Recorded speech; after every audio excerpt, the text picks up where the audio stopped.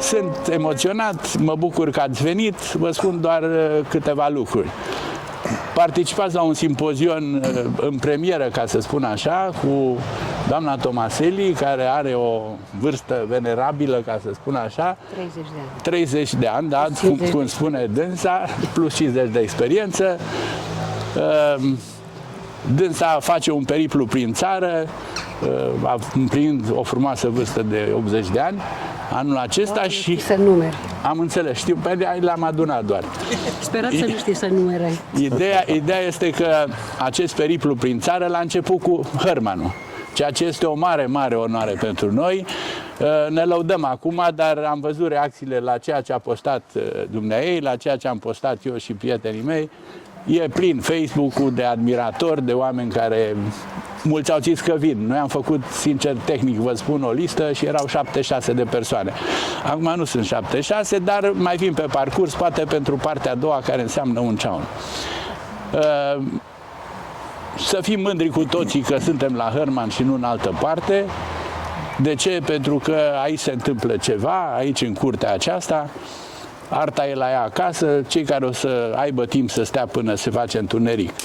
În indiferent ce poziție vor sta, dacă se uită în stânga vor vedea un salon și artă, dacă în dreapta la fel, în stânga oblic și în spate am pus niște mozaicuri pe spatele clădirii. Deci sunteți înconjurați de artă. Fenomenul Hărman, așa a fost el consacrat, este cunoscut peste tot. Am mai spus-o, dar nu pentru multă lume. Am fost la Suceava la o expoziție la Grigorescu, mă rog, opera lui Nicolae Grigorescu, și când am intrat acolo, imediat lumea m-a cunoscut. Dumneavoastră este fenomenul Hărman, chestii, nu știu ce. S-a dus după directoare, a venit directoarea, am stat de vorbă, m-au invitat cu expoziții. Deci, același lucru s-a întâmplat la Timișoara, unde a fost Gala Națională a Premiilor și, ca o paranteză vis-a-vis de această chestiune, Gala Națională a Premiilor anul trecut a fost la Hărman. Sigur că eu sunt subiectiv, spunându-vă că la Hărman a fost mult, mult peste ceea ce s-a întâmplat la Timișoara, în capitala culturală la zi, ca să spun așa. Deci, mult mai bine. Ambianță, cetatea noastră, Hărmanul, sufletul pe care l-au pus toți cei care au concurat la organizarea evenimentului. Deci să fim mândri că s-a întâmplat anul trecut la Hărman, singura comună care a fost beneficiara unei astfel de gale. Și pentru că cel mai bine este să nu vorbești foarte mult, eu am să dau cuvântul domnului primar ca să vă spună un bun venit la Hărman. Da, mulțumesc și bine ați venit în Comuna Hărman. Este o onoare pentru noi și prima dată vreau să felicit pe domnul Vrâncean pentru că datorită lui se întâmplă multe din aceste evenimente. Da, la început nu am crezut că poate continua și poate dezvolta această idee de fenomenul Hărman. Da, chiar este un fenomen la Hărman și e meritul lui și al nostru și al dumneavoastră că îl sprijinim și doar prin simpla prezență, pentru că să știți că la Gala Premiilor Uniunii Artiștilor Plastici am văzut oameni care s-au bucurat că cineva le apreciază lucrarea, că cineva este lângă ei, că cineva zâmbește și îi întreabă. Pentru noi, ca Comuna Hărman, este o onoare că l-avem astăzi pe domnul Vrâncean în comună și creăm asemenea evenimente și pe toți artiștii care sunt invitați la diversele simpozioane care le face. Astăzi nu putem decât să o felicităm pe doamna Tomaseli și să-i urăm la mulți ani în continuare. Mulțumesc. Și cât de des puteți în Comuna Hărman, vă așteptăm cu drag. Mulțumesc. Și de ce nu să ne gândim în viitor că poate merge și a doua ediție a decernării premiilor Uniunii Artiștilor Plastici din România să se întâmple în Comuna Hărman. Mă bucur, mie mi-a trecut o astfel de idee acolo, mai ales că am văzut că ceea ce am reușit noi să facem a fost peste ceea ce s-a întâmplat acolo, fără modestie. Iar faptul că am fost mai timizi, asta... Acum avem experiență. Acum avem experiență. Și dacă facem ceva, facem de o ținută extraordinară. Da, eu vă mulțumesc pentru prezență aici în această frumoasă zonă de artă. În continuare, vizită frumoasă, vizualizare plăcută și o lăsăm pe doamna să ne spună ce putem vedea astăzi și pe colegii dânsei care ne va încânta cu melodiile care le-a pregătit. Și cu Tudor, Mulțumesc. care va fi marele șef pe Masterchef, pe Masterchef. Masterchef. Ați mai văzut pe Facebook, el pește, grătare, mici, orice. Deci nu e numai artist, este și Multilateral. multilateral. Angela, te rog. Voi începe cu sfârșitul, prin a vă mulțumi foarte mult dumneavoastră, cei care sunteți prezenți acum aici, fie că ați venit de aproape sau de foarte departe.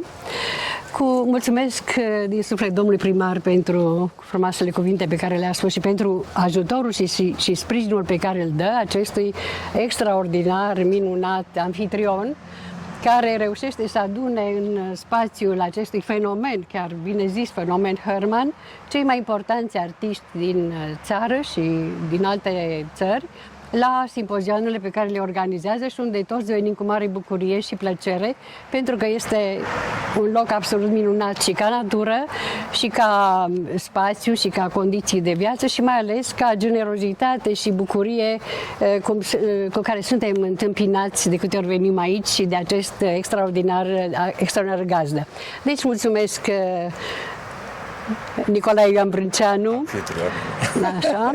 Și promit că la 90 de ani și la 100 de ani voi face tot aici expozițiile în premieră. Ca să vă spun sincer, aș fi preferat să nu știe să adune 50 cu 30, dar dacă știe, n-am încotro, trebuie să recunosc că atât fac. Angela au văzut pe Facebook. Da, nu se poate altfel, ce se fac. Da, e un click. Asta și este, gata. da. Expoziția pe care am adus-o aici este cu lucrări din ultimii 5 ani, începute mai de mult, dar terminate exact în acest ultim an, cele mai multe dintre lucrări. Chiar cu gândul la această expoziție aniversară pe care aveam de gând să o fac la Herman, la Râmnicu Vâlcea, la București și probabil și în alte localități unde voi fi invitată. Lucrările fac parte din mai multe cicluri, așa cum veți vedea.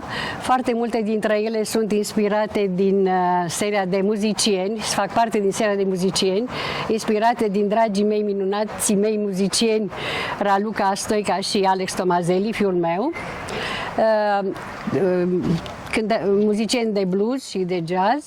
La Brezoi probabil ați auzit că este un minunat festival de blues unde vin muzicieni din toată lumea și nu se poate să nu mă influențeze, să nu mă inspire acest gen de subiect.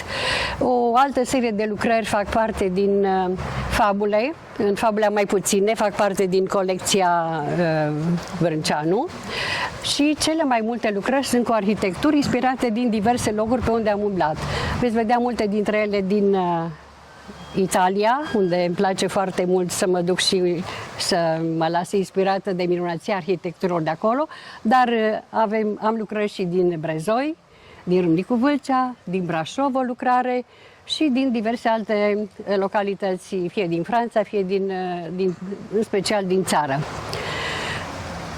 Cred că am spus ce era important de spus. Acestea sunt lucrările. Eu vă doresc o vizionare plăcută a lucrărilor, dar mai ales o audiție plăcută a concertului pe care vă invit să-l ascultați cu cei doi bluzet duo, Alex Tomazeli, Ralu Stoica,